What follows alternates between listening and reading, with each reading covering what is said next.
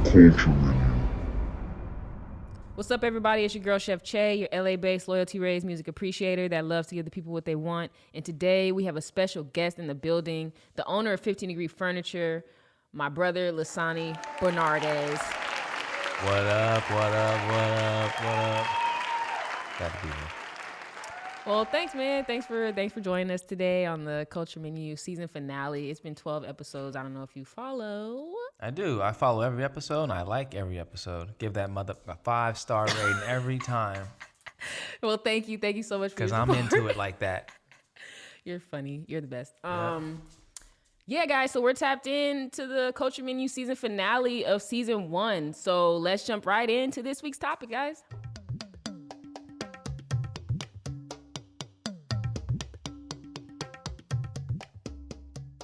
Man, what's up, son? What's up, Brody? What's up, man? Thanks for having me on here. I've been looking forward to coming on to your podcast. I like it. Well, I mean, I had to have you on. I was thinking about it. Like, you're pretty much the reason my brain even led me here. You know what I mean? Like, we talked about having a podcast together. You know, obviously, you were not on the podcast together, but it's because something wonderful happened in your life. You got engaged and you had a child. A lot of things changed. Yeah, I know. I'd say over the last 2020 was a crazy year. 2019 was a crazy year. Last couple of years been wild. A lot of progression. A lot of good though. You know, it's all positive. This year. Last year I got engaged, and we were planning on having a wedding this year. Top of the year, we found out about COVID, pushed things back. Also, top of the year, found out we were pregnant. So that was also exciting. And then a few months into the year, COVID hit us. And then we're all kind of scared, not knowing what's about to happen.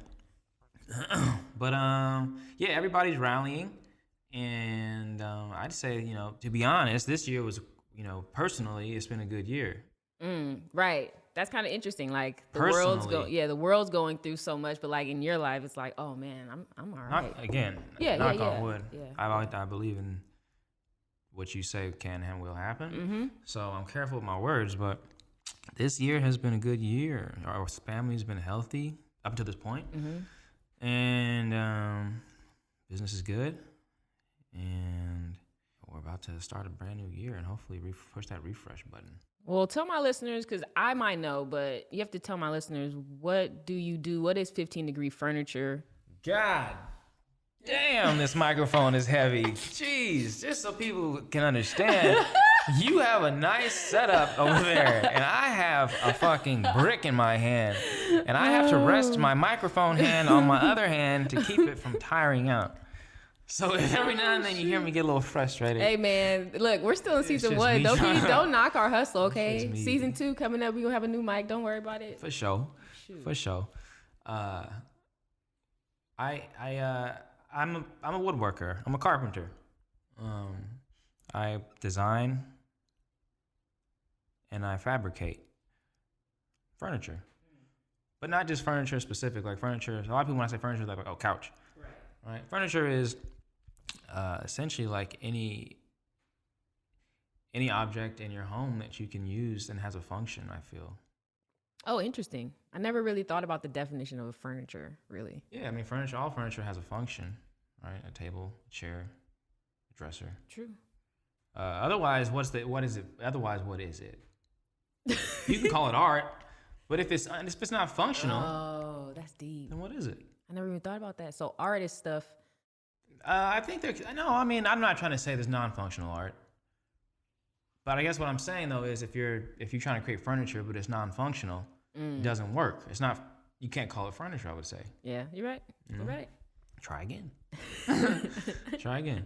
That's what I do. But also I run an online shop where I design and sell plant-related furniture. Furniture for plants.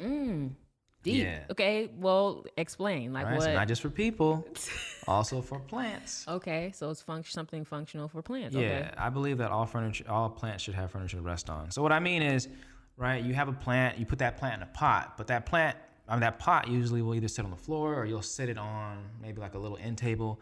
but that pot deserves itself. It deserves to be able to sit in its own little piece of furniture. So what I design is like this really unique plant stands.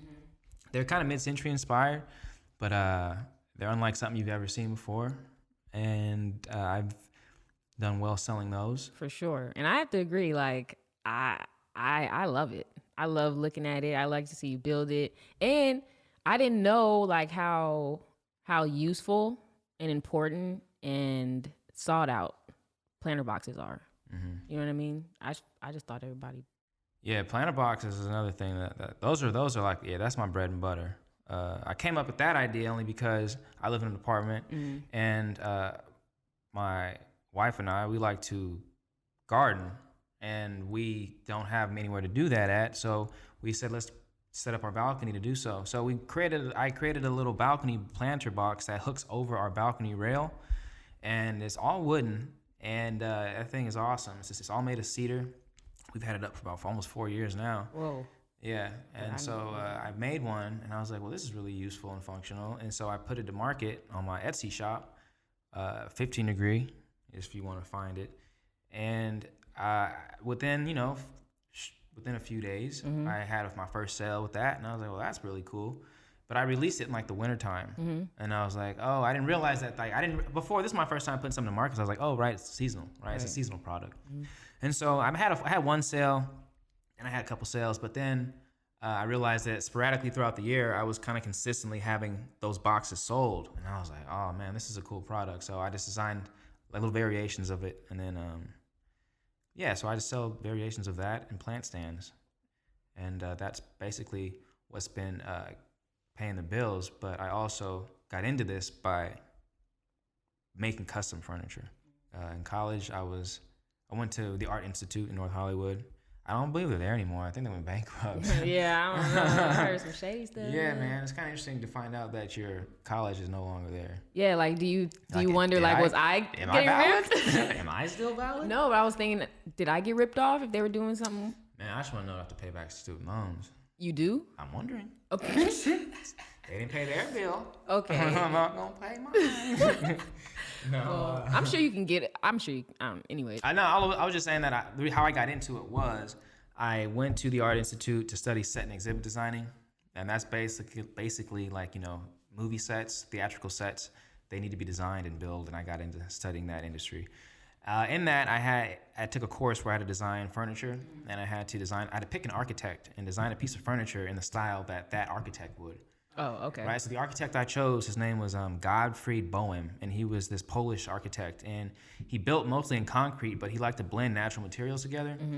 And so he had this like really cool like geometric shaped church that he made, and so I made this really cool chair that was geometric in shape, but I combined metal, steel, and leather, blending those natural materials. And I was like, oh, this isn't bad. And I got good reviews on it in school, and so I kind of got a client or two when I was in school, and then by the time I graduated, I had a few more, and it was like, well, this is kind of lucrative a little bit. And so I focused on just furniture and creating and, you know, working on my craft and woodwork. And I just kind of followed that. You know, it's been rough in between, right? It's independent, so it's been rough, but got me here, still making a couple bucks. Yeah, for sure. And you know, last year, shout out to you. You got us through 2020. 2020 was our busiest year, and you were grinding it out with me. For sure. You know, we had the family, all hands were on deck. 2020. Sure. Yeah. So thank you. Yeah, to you. course. Many thanks to you, because you got me through that. Yeah, that was rough. I do it again and again and again, my brother. But let the people know where they can find your work and buy some planter boxes and furniture and things like that. My website is 15degreefurniture.com. The 15 is numerical, 15degreefurniture.com. And my Etsy is titled 15 Degree, all spelled out. And I'm on Instagram. 15_degree. Oh, shoot. I'm on Facebook. You can find me at 15 Degree on Facebook. Oh, shoot. Okay. We're also on Pinterest. All right. Yeah. No, but so they're all kind of like different names or what? 15 Degree in general. Oh, okay. Yeah, okay. You'll find me. Oh, yeah, I'm sure. That's awesome, man. That's awesome. I'm proud of you. Appreciate you. So, proud of you as well. Thanks. So, you talked about parenting. How has that been? Parenting's been good. Her name is Phoenix. Phoenix is going to be 4 months on Christmas Day. And this journey has been amazing. I'll be honest with you. The first few months, I was just like, oh man, I was like, I noticed, I was just like, man, I was like that feeling that everyone talks about, the indescribable feeling. I was like, I don't know if I have that yet, but I was like, Azalea has that biological connection to her, right? She came from her, and I was like, I see it, I feel it, right? But I was like, I love her for sure, but she was introduced to me. She was new into my life, so I was like, I for sure love you. I have this feeling I've never felt before, but I feel like this can get deeper. I feel like my love should be deeper, and it was around her 3-month mark. Okay. A few weeks ago when I remember just looking at her and I just melted inside and I was just like, oh my God. I was like, this is it. I was like, this is it right here. I was like, I'm gonna do anything I can to protect you and make sure you have the best life you possibly can. So it was just like a moment and I was like, yeah. And I think it's because those first few months she was, she really wasn't interacting, right? She was an infant, newborn.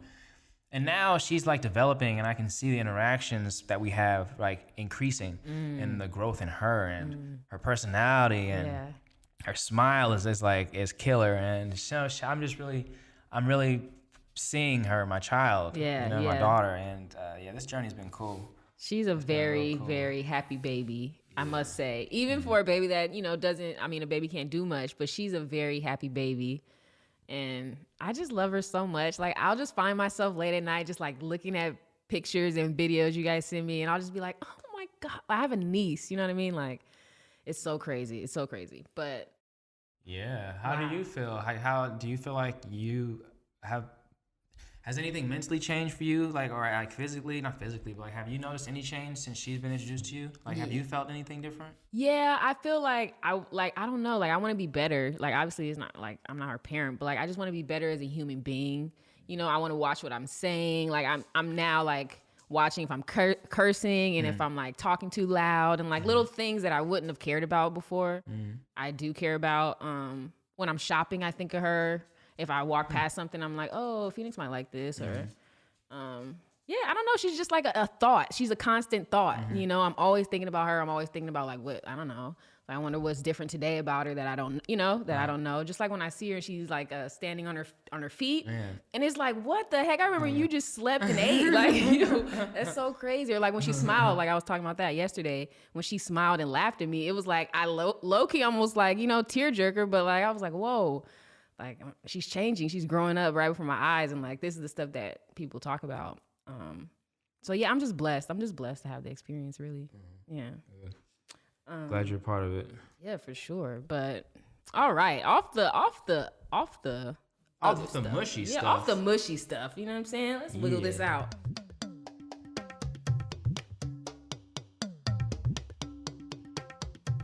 I don't know if since you said you listened to my podcast, right? Did you hear my ant theory? About ants? About ants, yes. Well, let me just tell you. My ant theory is that they're aliens. They could possibly be aliens. Hey. Sonny's badass dog is here, and so that's him snapping to try and get her in line, which is not going to work. First kid. Facts. All right, but anyway, so I feel like ants could possibly be aliens, and if they were, think about all the information that they are obtaining from us. They would know us best. They could be in the room and we not even know that they're there. Because think about it. No, think about it. When you see an alien, if I say the word alien, what pops in your head? Whatever was concocted and put on the TV screen, correct? Okay. You don't really know what an alien looks like. Okay. So I'm just saying, if I were an alien and I wanted to get into everybody's household and they not know it, I'd be an ant. Okay. Let me stop you right there. Okay.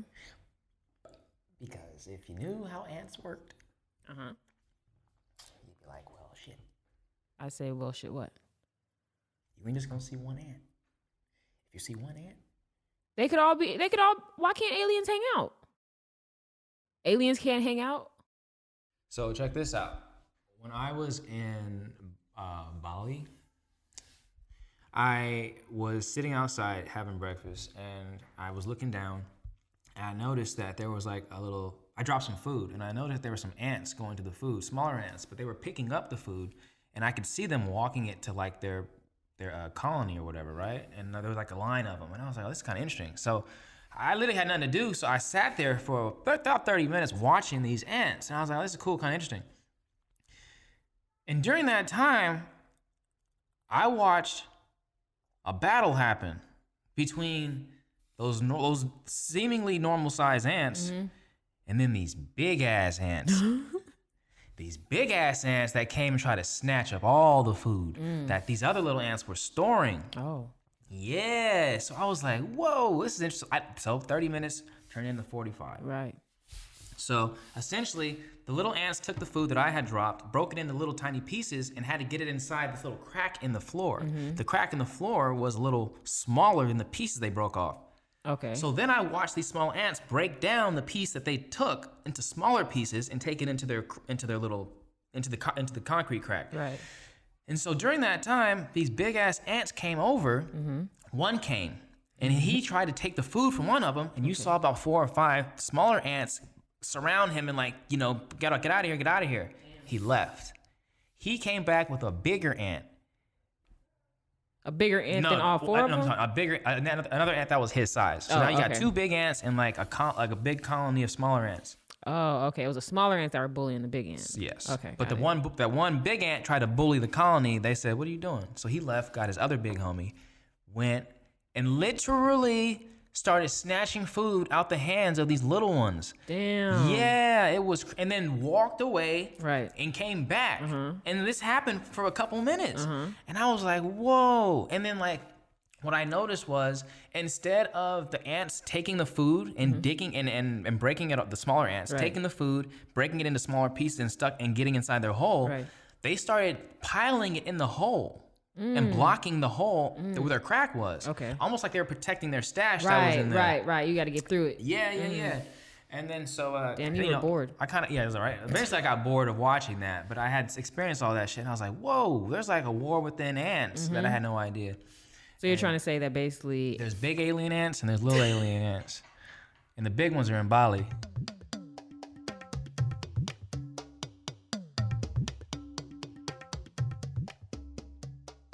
I think that last segment was pretty interesting. And it was just great. It was great.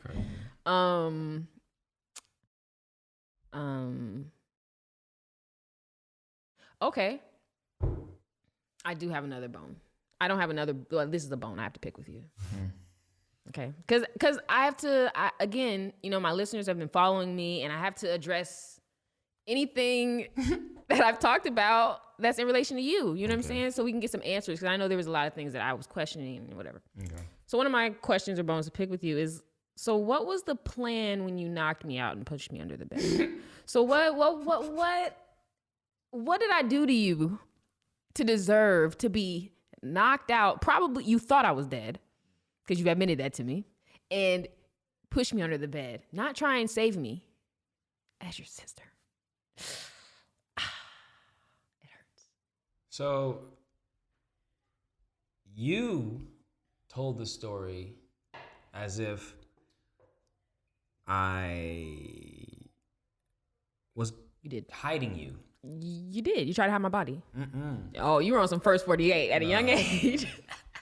This is what happened. Let me tell you my side of the story. Okay, fine. All right, so we were as kids. We dropped houses a lot, and I was into wrestling, and so we were bouncing on the bed, and I tried to move on her, and No, what move did you try, Sonny? I don't remember. Oh yeah, probably like a soup leg. I don't remember. Where you put my head between your legs and you drop down. Oh, the DDT? Oh, okay. I remember. No, that's not a DDT. I probably don't remember anything after that, but yes. The pedigree. That's the pedigree. The pedigree, yep. That's exactly what it was. Pedigree. That's not what I did. That was mankind, I think. I suplexed you. What I did was, I was behind you, I grabbed you, and I threw you over my shoulder. Oh, I kind of. And when I did that, you landed on your head, your neck, and then so you like I knew you weren't dead. I knew you were just like knocked out a little bit, and then so you had fallen off the bed. You had fallen because you missed the bed. I suplexed you off the bed, and I was like, Dang. oh shoot! So did I hit the wall or anything? You landed on the floor on your like head, neck, shoulder area. Wow.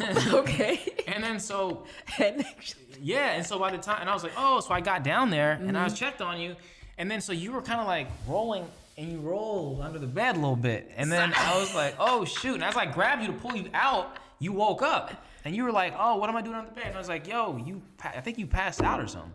Wow. And then you were like, you tried to kill me. So You're crazy.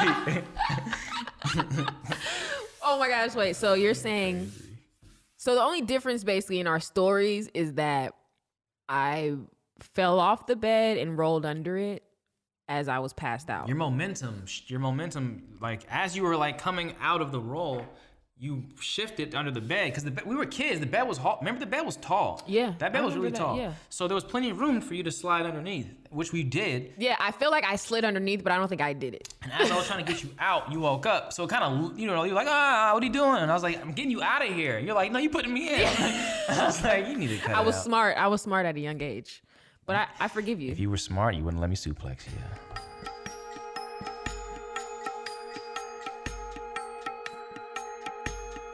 But anyways, what's going on in the world right now? Like, I guess vaccines and corona. How do you feel about that? Are you going to take the vaccine? Because they're talking about a vaccine is almost here. Yeah, I mean, Or how do you feel about it? I'm worrisome about taking it, only because it was developed so quickly. And they could say the technology's better or, it's been tested, it's safe. Look, man, slow. Like, that's not something that she just kind of rush and you just want to give it to the mass population and say, yeah, we trust me, it works. So I'm glad that they're on track, that they're close. But I don't think that this first run, they should be giving out to everybody. Now, you did see who the first people that are getting it are like people that are first responders, like, people in the hospitals and nurses and nursing facilities. Which is the people that are not really smart, right? Like, it should probably be old people. I'm not saying that their lives are like worthless, but it's like, if we're going to talk about saving lives and years, you know what I mean? Wouldn't we give it to the old people that they need it too? Yeah, the thing is, right, it makes you sick for a couple of days. Yeah, but I'm saying you give it to our first responders and our doctors, and let's say it's really actually not good, and they all die. What are we doing here? What are we doing? Yeah, I don't know. I mean, again, I get why you give it to the old people first because you want to save them first. But if it gets you sick, they can't risk being sick either. Well, none of us can, Sonny. But think about it. They're less likely to rebound off the sickness. Oh, is what I mean. So who you're saying? Like nobody the 50-year-old? Nobody needs this medicine. No, what I'm saying is I'm worrisome. Like, I think that people should. If people want to take it, let them take it. But I don't think that if some companies decide, you have to take this vaccine if you want to work for us, like, that could be scary. If you want to be part of this club, you have to take it. Yeah. That sucks. Or like, if you want to get on the plane, you have to show a badge that that you're clear or something.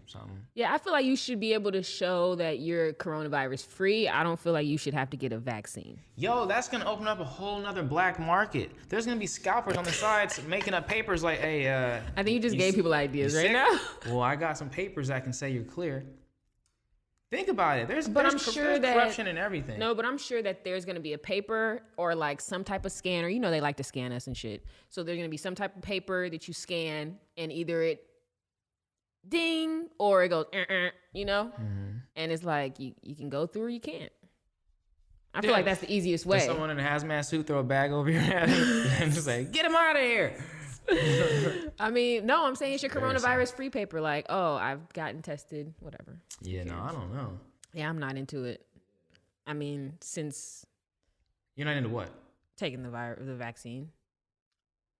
Yeah, but see, I think that, right. And it also depends on maybe your lifestyle. Because if you have a job or a lifestyle where you're constantly around people that could potentially infect you, then maybe you may be better off taking that. But if you're someone who's independent most of the time and you encounter the same couple people, right? I'd be like, I'm okay. Yeah. Maybe I'll wait. Yeah, that's where I feel like I'm at. I don't trust it. Because I haven't gotten when's the last time you had the flu vaccine? See, that's what I was gonna say. It took me up until this year to get the flu vaccine. You did get one? I did it because I got really, really, really, really, really sick, which that's a whole other argument about if it was corona or not. But I got really, really sick, and then my doctor told me I needed it because there was gonna be a big flu wave this year. And I was like, all right, well, I'm already super sick and apparently susceptible to illnesses, so let me just take it to be safe. Have you ever been tested? Tested for what? Corona? No. Oh. Have you? Uh-uh. That was a weird question. Like, I know we're talking about corona, but when someone just says, have you ever been tested? The first thing was not corona. I was like, what? We're talking about goddamn coronavirus. I was like, what? I don't know. People don't usually ask, have you been tested? Unless it's like, anyways, whatever. You need to clear your conscience? What's going on? Do I got something I got to tell? No, that was funny. But yeah, guys. So that. Oh, that wraps up that subject? Yeah. Because, I mean, do you have anything else to say about vaccines? Well, yeah, I do. Oh, okay. Yeah, I do. I think that they release this information like randomly to manipulate the stock market. Whoa. Ah! I think it's all interconnected, man. Are you projecting some foul anger? play? I don't know. It just seems like, are you angry? It seems like there's anger. Oh, remember I said if I get angry because my hand starts to get heavy? That's exactly what just happened. Let me switch microphones. Switch hands. Oh, shoot. Okay. There we go. I feel better.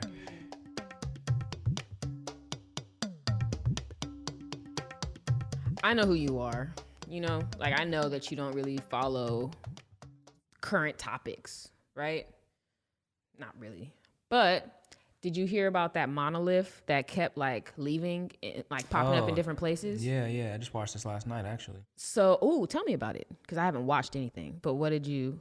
Well, in Utah, there was like this monolith, like sculpture, right? That was, I think they said like 12 feet tall, and it basically was just like appeared like in the middle of like this hiking trail, and so I was like, well, that's strange. Right. I was like, because people were trying to say, oh, it's alien-like type nonsense. But then you're looking at it, we're like, no, you can see the bolt holes and whatever else. But the what? Like you can see, because it's like 3 sheets of metal. Yeah. It's like a triangular shape, essentially, right? Right. And each side is a sheet of metal. But you can kind of see where they've attached at each corner. Oh, okay. So, right? Yeah, and so you're like, yeah. well, obviously it's like man-made. Okay. Right? So alien thing out the window. Well, I don't know if we should say obviously, but go ahead. Okay. All right. Fair. And so, but I was just like, okay, what's the significance of this? And so essentially it was almost like, I would say it was like an artist thing, or like an artist made it, and then just kind of just dropped it off in the middle of the park and said, let's let people wonder what it is. Yeah, but the crazy part is that it's like everywhere. Like it's leaving and then it's popping up on the other side of the world. I mean, again, I don't know. You can't I don't put too much past the fact that it's a group of people. The same way Banksy was like popping up places and doing things in the middle of the night, like, oh, how'd this happen? When 20 minutes ago I saw this wall, it was blank, and I turn around and it's filled in the morning. I don't know. I'm just saying, I think that it's probably a group of people that are working together, because what happened was, what I'm getting at is, once it disappeared, the one in Utah, all there was left was like a base plate, and in the corner it was a triangular shaped base plate, and in the corner of each base plate you could see like screw holes. Okay. So I'm like, yeah, it was someone came in the middle of the night, unscrewed it, and drove it out. Yeah. Because I was like, well, but then I was like, well, is it in a location where it's impossible for like a vehicle to even get to? Mm-hmm. But then I was watching the news clip and they show like track tires, like, you know, tire tracks. Yeah, and someone had said that they had witnessed people like tampering with picking it up and moving it. Yeah, I'm sure. So, I mean, I don't know. I don't know. Again, I haven't paid too much attention to it. It's not really that mind blowing to me. Yeah. Because I see many ways it could have been done. Yeah. But some people have none but time. And all they want to do in Corona, and if they can take a hike and go find a metal statue, they'll do it.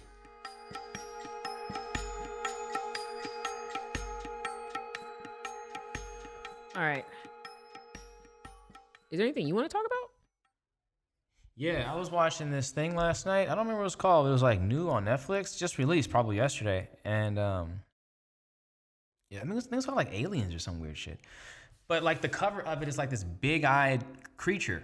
And I was like, that looks interesting, right? And so basically it was kind of like what these visual effects artists created these worlds, like other planets that we know exist, but we don't know what they quite look like on them. And so I only watched for a brief moment, but what I did notice was, this blew my mind. This is one of the first things that I got. You're saying they create they give you a visual representation of what they imagine these planets look like. Got it. Okay. Mm-hmm. And so they're speaking facts though in the beginning, right? They kind of give you a back history and like updating you on what their new research and studies have taught us. And they were like, what they discovered is every star has a planet attached to it. Every star has a planet in its orbit. Yes, right? Stars are much bigger than planets. Stars are much bigger than planets. You would think that it was a planet with a star behind it. Opposite. So there's trillions and trillions and zillions of stars. Imagine how many planets there are. So there's so many planets. I forgot. There's like Venus, Saturn, Jupiter. Those are the ones in our solar system, right? The rest that are outside of our solar system are called exoplanets. And that's where these trillions of other stars are and planets are. Yeah. And so they didn't know that each planet each star had a planet representation of it. And I didn't either. I couldn't even imagine. And so they did like this cool representation of what that looked like.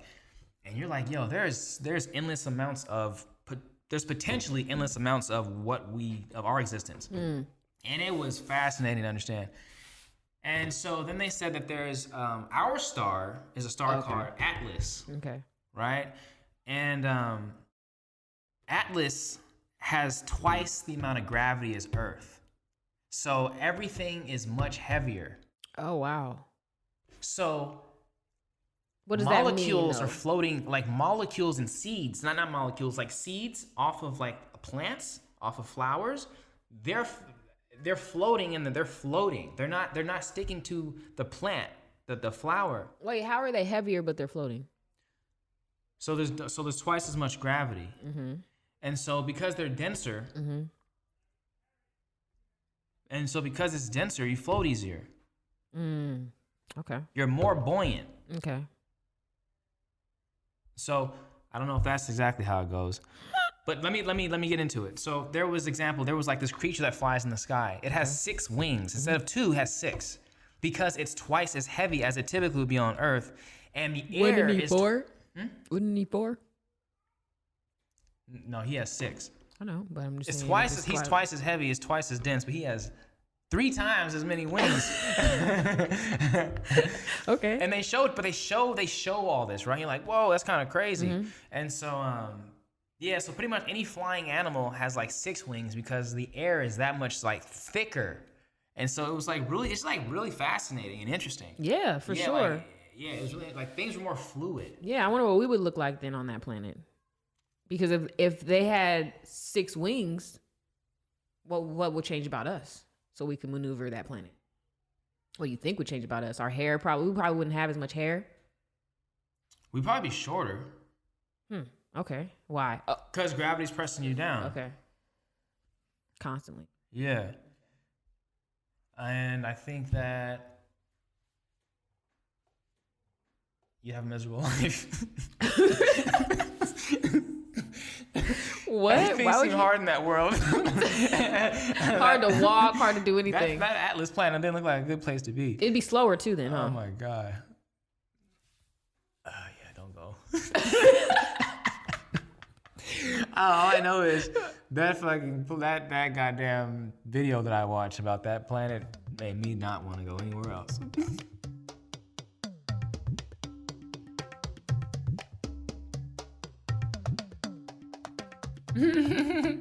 What? I'm just thinking about what we just talked about. Alrighty then. Let's let the people know a little more about you. Well, I was gonna talk about like our childhood. Oh yeah. You know, or like what's like your favorite childhood memory, that you have? I guess with me included. With you included? One of my more memorable ones was when we were with Dad. We got home and we had a fence to get into our house. Oh, yep. Yeah, we had a big old black gate that we had to manually open to get into our house. Yes. And so if we were riding with our parent, they'd be like, "Oh, someone hopped out, open the gate." And so I hopped out so my dad can and open the gate so my dad can pull in. And as I fully open the gate, my back is to the gate because I'm just watching him pull in. Before I know it, my world turned black and I'm face down to the grass. And I was like, "Oh!" And then all of a sudden, I look because like my head wasn't hit, but like basically the big black gate fell off the track and like a pancake, it just smashed me. Yeah. And I just remember hearing my dad like yell like, "Oh!" And I yelled, and as I fall, I'm looking towards the car, and I look at you because I see you, and like you're just looking at me, your eyes are just like damn near touching the glass, like about to pop out your head. And I was like, "Oh!" But it didn't. And my dad hopped out, threw the fence off me, but lo and behold, it didn't hurt at all. It did not hurt at all. It must have hit me in the perfect spot. Like, I didn't feel any pain, but he was freaking out. Yeah. He pulled me up, started dusting me off, like that was making my bones heal. But he started dusting me off. I was like, "You all right, man?" I was like, "Yeah, I'm cool." I was more worried about landing face first some dog shit, because that's where the dog used to go to the bathroom. Yeah, damn. Yeah, that would have been a bigger worry for me. But that's one of us. That's a strong memory I have of you. Because the look on your face. The look on my face. Yeah, I was like, "Oh shit." I was probably so scared. Like, I mean, I do remember you. Like, I could not see you. I couldn't see you under the gate. Yeah. How see? So with my little brain, I'm thinking it's like a cartoon, you know? I was probably like 6. So you were all of 4. Wow. Yeah. And I vividly remember that. I don't remember it falling, but I do remember looking and you were not visibly there. Yeah. That's a strong memory I have. What's another memory I have? I have another memory of when we did sock 'em. We used to play sock 'em boppers. Remember sock 'em boppers? Yes. They're like, for those that don't know, there were these inflatable boxing gloves that were like oversized that you would put over your hands, over your fist, so that you can play fully, box with a friend. And so... inflatable fist. That was the bad idea for children, but go ahead. And yeah, you and I used to like play around a lot. Like I said earlier, we roughhoused, and so we were sock 'em bopping. You rough-housed, and I just had to be strong about it. Hey, look, I was getting us ready for this world. And so we were going at it, and I hit you too hard, and you like fell, or like your eye, like the corner of you like fell and hit your face on the edge of a side table, I think, right? Yes. And it was like just missed your eye, and I felt bad. I didn't try to hurt you. I mean, this is the second story we've talked about where you rough-housed too much. We rough-housed and I ended up getting injured. And I remember that eye getting so big. And I remember I had to go. I don't know who we picked up from the train station, but I had to go with them to the train station. And I had ice on my eye. I was just so sad. Yeah. I was like, damn, he fucked me up, man. Yeah, on accident. Yeah, but I mean, yeah, I don't know. I was like your test dummy. And I don't know how I felt about that. Nah, you don't remember pushing me down the stairs over a remote control? But that's me snapping back, bro. There was no snapping back. Sonny. There was no issues between us. Sonny. It was probably built up. It was probably after my eye. It was probably after I done passed out under a bed. No. It was probably all that. These stairs weren't carpeted. They weren't wooden. They weren't padded. Nope, they were stone. Padded. They were pebbles and stone. Yes, they were. Stone. You deserved it. Who gets stone steps? I don't know. First of all. But your ass flew down those steps. I ran so fast. I think I even locked myself in the room. Because I was like, I know I should not be seen for another day. Oh, man. And yeah. And you didn't cry often. You got in trouble for that one. Oh, I'm positive. But it was probably worth it. I'm telling you, you were crazy. You were crazy. It was like the house was our jungle gym. And it was just, he was nuts. He burnt me with a nickel. Whatever, you're not a bad guy. I mean, when you were a child, you just did very heinous things to me.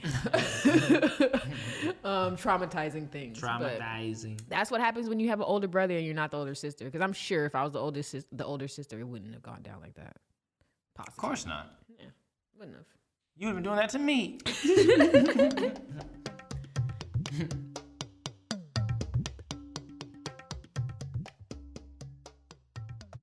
All All right, but I did. Speaking of dad, I did a little raffle, put it on Instagram, and the question was, "What is our nationality?" And I would rather you answer that. We're half Belizean and half African American. That's gonna be an interesting answer. Are we not talking about that? We can talk about it. So we're Belizean, we're half Belizean, and we're half African American. Yeah. Who's who? Which parent? Mom is, dad is. I remember when I was a kid, and someone, I was like still like uninformed. Someone was like, "Is it ill-informed or uninformed?" Whatever you want it to be. This is your podcast today. Non-informed. And someone was like, "Oh, somehow go to your parents," or I really don't remember the conversation, but I remember responding, "I'm half Belizean, half regular black." Wow. You told somebody that? Yeah, and they looked at me like I was crazy. Whoa, and they were like, "Huh." And I was like, "I don't think I should have said that." How old were you? Probably like high school. Or like early, like junior high maybe. Whoa. Oh, like I junior can see. high. Yeah, it was like weird. And I was like, I don't know if I said it to be funny or said it because I didn't know. But I know the response I got was ignorance. They were like, "You're ignorant." And I was like, and you never I'm said not it again, saying did you? Ever again. So you said I'm Belizean and I said my dad's Belizean and my mom is regular black. wow. And they damn near had the response you did. And I Whoa. was like, I mean, that's interesting. Regular black. Yeah. And then I stopped saying that. Yeah, I would have too. Yeah. But it was a moment that I had to take on the chin. And I was like, well, don't do that. Be informed with what you are and respect what you are. Yeah, for sure. Yeah, I've never... Regular black. That's throwing me. I'm like, shit. I mean, I guess as a child. That sounds like a car you can get a car in. Can I get the regular black, please? Yeah, regular black. Do you have regular black? Yeah. I mean, even as a child, I don't know if I've thought regular black. I've always, I don't know. I guess I don't know. Yeah. But I like being Belizean. I feel like we've always been so in touch with the Belizean side. Yeah. As far as like always going to the festivals and the eating and just being very cultured and all that other stuff, growing things and stuff. Yeah, we for sure grew up because like when I talked to Azalea, she'll talk about her childhood and like ours is like not too far off of it, right? Because she's from an island, she's from the Philippines, and our father, he's from Belize, and so it's kind of like island life essentially, and it's all the same whether you're Asian, African American, Black, Caribbean, wherever the fuck you are. Excuse me, island life is island life, and so the struggle is kind of the same struggle, right? And so our childhood was actually really interesting. Yeah, I loved it. Yeah, I loved it. It was really unique and full of wonder. Yeah, to be honest, because like we had all kinds of animals. We went to weird ass festivals. Dad told us. Remember that story? There was like the character in Belizean culture who they would have this festival, and he would always go down. This character would go down dancing like this, dancing down the street, and he had the mask of like a bull or a cow. And he knew the names of all the kids that were bad. And if you were bad, he'd find you and chase you down the street. And like he had like a picture of it or something like that. It used to be all over the house, I felt like. Yeah, I was terrified of that. And then we'd have to go to the events and like he'd be there and you'd be like, oh my God, like don't come up to me. You know, like the circle starts forming and then oh my God. Yeah. I was like, hell no, I'm standing behind my daddy. That's right, he was there. He ain't gonna let nothing happen to me, but... For sure, yeah. Island life. I mean, and Dad made everything so possible. Like he made us, I don't know, he just made us feel like we could do whatever we wanted to do. You know what I mean? You want to go to the park right now? Let's go to the park right now. You want to go plant some pear trees? Let's do it. You know, you want to eat a sugar cane right now? Let's eat a sugar. It was just so interesting, you know, and taking the bike path and riding to like the beach. Like I knew when I was going to school, no one had stories like us. No one had stories like us. So, yeah, I always respected Dad for that because he really gave us a childhood. Like, he made sure we didn't just sit in the house and watch TV. Like, we were exploring, playing video games, and just learning. Learning is where it really was. Learning and music was Dad's thing, and learning about our culture. So, yeah. But you know what I think about on that note is, like, So like we have all these super dope memories of Right. Pop, right? And I think I was 9 when they separated, and so we have all these everlasting memories of Pop. But then our relationship with him isn't that strong today. Right. Which is super interesting to me because like him being a dad, first 9 years of his life or of our lives, he's like, yo, I'm knocking out the park as a father, things are dope. At the same time, failing as a husband, right? And you're like, well, I understand like that's I understand that challenge, right? I understand that challenge, but it's also just like interesting how you can have such a strong relationship with your children the first 10 years of their life, but then that can all fade away and fall and disintegrate and like turn into a non-relationship almost. Yeah. It's just weird how that can happen. And it's just like, where does the fall off happen? Yeah. You know what I mean? Like, because in my heart, like that'd be terrifying. Oh, right. To have a strong relationship with your kids and have so many memories and then to not really have a relationship anymore. Yeah. We have one, right? But it's definitely not where as it could strong be. As it could be. Right. Yeah. Or where it was back then, right? Sure. It was like I barely even knew mom existed in a way, you know? It was like I don't know. Yeah, it's mad strange. But it's mad strange. But yeah. Let's move on.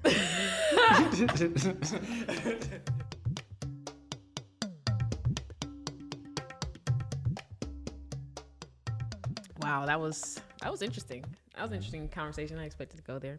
But anyways, what is something I want to ask questions that I've never asked you before, you know? So like what is something you would never want me to forget? About me or about me? I don't know what you mean. Just in general, whatever your answer. Don't forget to stay black and die. Sonny. Don't you ever forget that I'm here for you all the time. Whenever you need me. Oh, thanks. No problem. Okay. Well. Don't ever forget it. I won't. Right. I promise. Cool. I remembered it just now again and again. All right. If you can give me one piece of advice, what would it be? Listen to my advice. All right. And if I give you one piece of advice, and I don't know, I don't have all the answers, but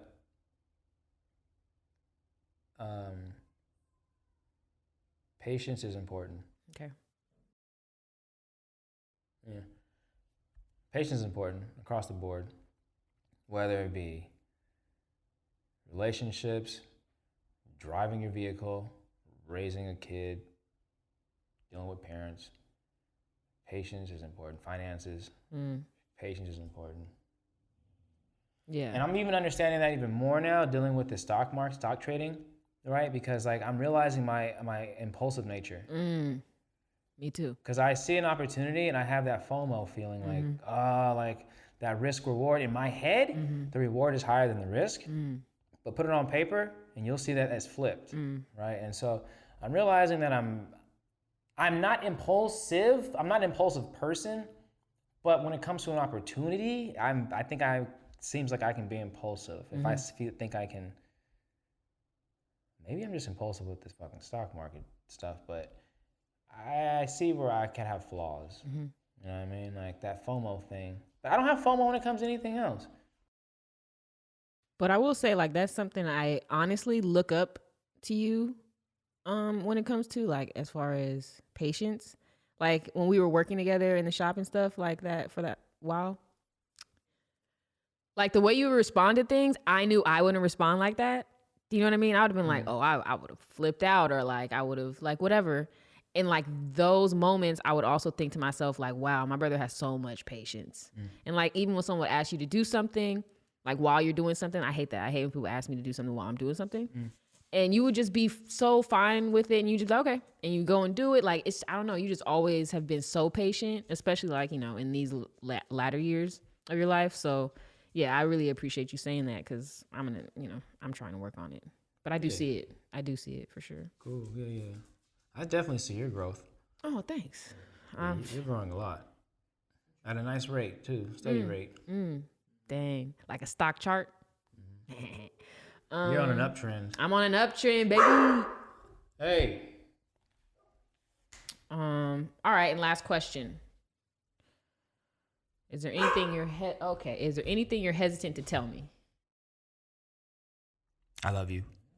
Sonny, you're not hesitant to tell me that. Okay.